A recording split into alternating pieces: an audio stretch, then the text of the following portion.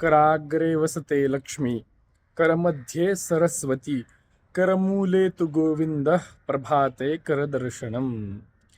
म्हणजे काय, तर रोज सकाळी आपण उठल्यानंतर आपल्याला आपल्या दोन्ही हातांचा दर्शन घ्यायचं आहे.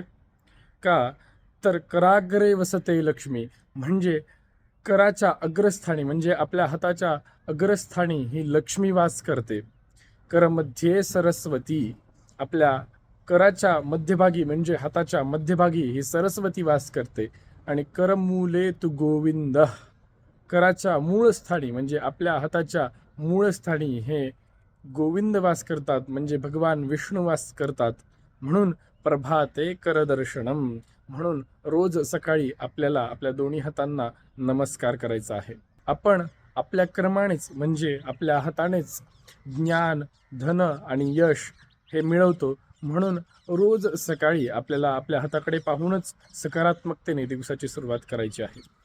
कारण धन म्हणजे लक्ष्मी, ज्ञान म्हणजे सरस्वती आणि शक्ती आणि पालनकर्ता म्हणजे भगवान विष्णू हे आपल्याच हातामध्ये वास करतात.